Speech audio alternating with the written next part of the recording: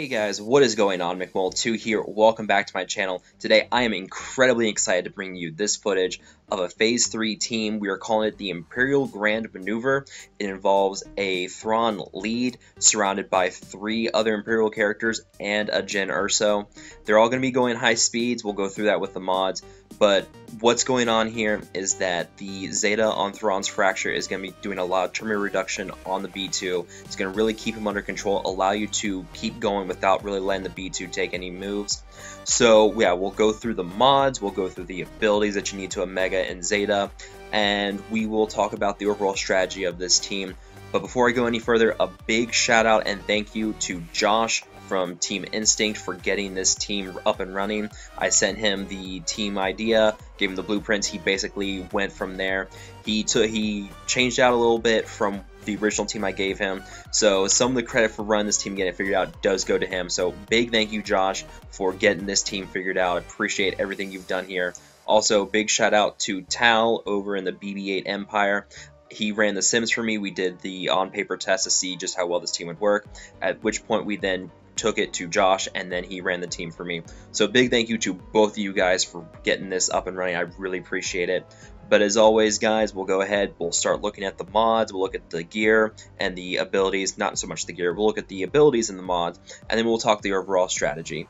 So first up, we have the big man himself, Grand Admiral Thrawn.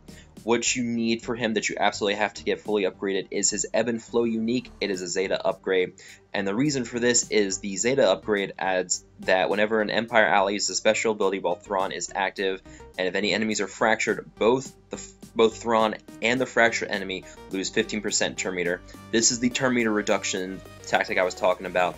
This is what allows you to keep the B2 under control and allow your team to keep moving without the boss continually taking moves and getting away from the enraged timer. And then next up we have Jyn Erso.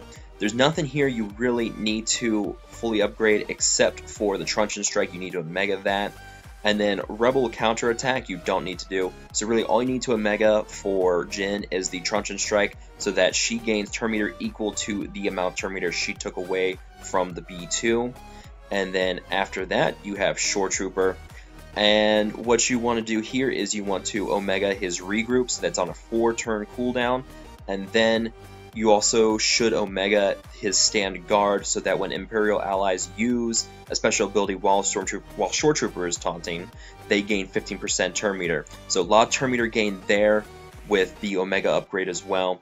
And then of course you have Krennic. What you want to Omega here is just his Death Trooper Assault so that it goes to a 3-turn cooldown, and I'll explain more about why this is so important. But so you want that, and then really everything else you can just leave alone. You only need to Omega his Death Trooper Assault. And then Grand Moff Tarkin, all you need to Omega for this guy is his ultimate firepower. His ultimate firepower, and then his Intimidation Tactics. Both of them need to be Omega. So Intimidation Tactics is on a 3-turn cooldown. Ultimate Firepower has a 100% chance to remove 50% turn meter. You need both these Omega because he is going to be your main controller of B2's turn meter in case things start getting resisted. He can hop in and he can basically just destroy all the turn meter on the B2 really quickly. So that's the basic abilities that you really need to upgrade fully to get this team up and running. So now we've done that, let's look at the mods for this team and we will go from there. When it comes to mods, the only stat you really need to focus on for this team is getting speed built up. You can see here he's got really high speed on these characters, and a lot of you people are going to scoff at that and say there's no way you can reach those. I know that's going to be a problem.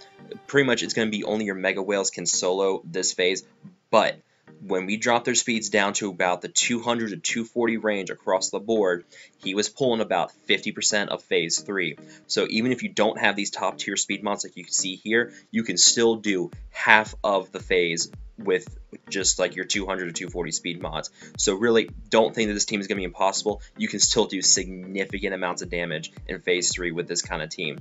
You can see here he's got a really fast Jyn at 308. That's so she can use her Truncheon Strike a lot since it's on a 2-turn cooldown. Steal that turn meter from the B2, really get that turn meter in for herself and really help get the other characters moving. Krennic is at 244, Tarkin's at 264. That's pretty high for Tarkin since he's at base 130-ish speed, somewhere in there. 204 speed for Shore Trooper. Originally we ran him at about 160 speed, but at that point he was going just a little too slow, and eventually about the 50% mark on Phase 3, he was getting to the point where he would lose his taunt just in time for the tank to fire, and he would kill Krennic or Tarkin or someone else. So you've got to get him up to about 200 speed to help get those taunts going, and really just keep it going and always protecting your characters from the tank blast. And for Thrawn, do not build any speed on him at all whatsoever. You want to base 150 speed all the time, and that's because if he goes, as he starts building up more speed, he's going to go faster with the fracture, and he's already going to be at 50% speed minus, he's going to have negative 50% speed. There we go. So he's going to be really at 75 speed once the target is fractured. So keep him slow so that you can keep getting that turn reduction on him so that he doesn't move, because if he moves and he loses that fracture, that boss can really start countering a lot and really build up a turn meter, start going a lot, and that's going to completely tear apart your team. So keep him slow, and that's just how you're going to be able to do the turn meter reduction with his unique Zeta combination.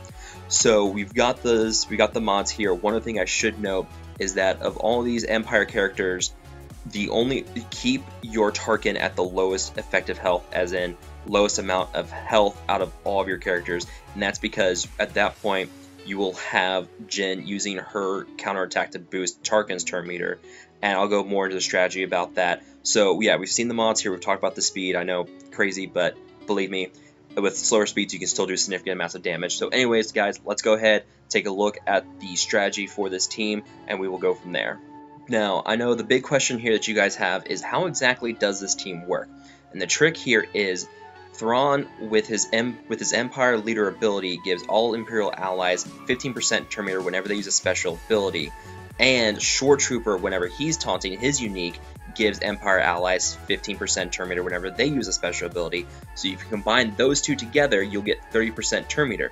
But also remember, Thrawn's leadership brings a new ability in called Maneuver, which when Empire allies can use it, they'll cleanse all debuffs, but they also gain 50% turn meter. So if they use that while Shore Trooper is taunting and Thrawn is the leadership, of course, because you can't get Maneuver any other way, that is 80% turn meter for that Imperial character.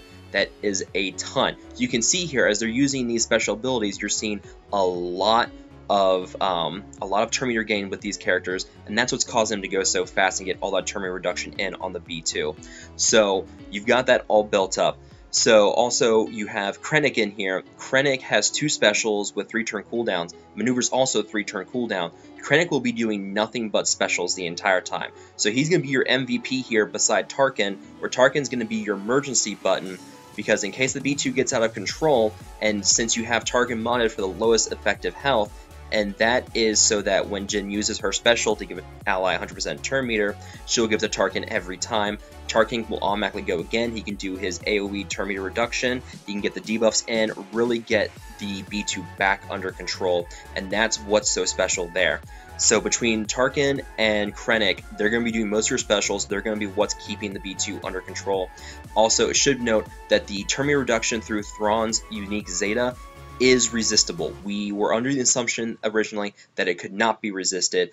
I think it should not be resisted, but you can see here if it's not, it's pretty much going to break it. So I'll get word from the devs, see if that's intentional. But anyways, you can see we've got tenacity down as well, and that's just to help minimize the chances of turn reduction getting resisted. So we assumed that because everything else with fracture couldn't be resisted, we assumed that the turn reduction from the Zeta could not be resisted as well. But once we found that out, we had to go back to the drawing board and get that redrawn up. Josh also, we had TIE Fighter Pilot in instead of Jyn originally. He threw in Jyn in place of TIE Fighter Pilot, and that's what caused him to finally solo it. So good job, Josh, on getting that figured out. Thank you for getting that figured out. Really appreciate it. So you've got that, and then Shore Trooper. What's going on there is every time Shore Trooper loses a buff, his taunt is reduced. His taunt's cooldown is reduced by 1. So with his special taunt, he gains taunt and crit immunity. When those both expire, it takes 2 turns off his taunt. So next time it's up, he's going to be able to taunt right away. So what you want him to do is you want him to taunt, use his basic, and then maneuver. And what's going to happen there is the maneuver will give him 80% turn meter, also take away the 2 buffs. So he's got that very, very small window at 204 speed where he's not going to be able to taunt. And once he moves again, taunt's going to be off cooldown, and he can taunt again and really just keep healing everybody up, get the taunts, protect everyone from the tank. because when we ran slower speeds like the 140, 160 speed that in that area, we got to a point where about 50% of the way through the fight, he'd actually lose taunt and the tank would take out someone, usually Krennic or Tarkin. So yeah, you gotta be very careful and tactical with your special abilities overall. So anyways guys, that is the overall strategy for this team. I really hope you guys have learned a lot from this. Feel free to like and share this video. I know a lot of people are going to really want to see this video, help them figure out, hey, this is the team now you want to go for with Phase 3, how to solo it. I know a lot of people are starting to work on their Krennic since he's now free to play. Definitely go for Krennic. So anyways guys, thank you for watching. Again, a big shout out to Josh. I'll throw a link to his YouTube channel down below, and Tal for helping me get this team simmed out and really get it going.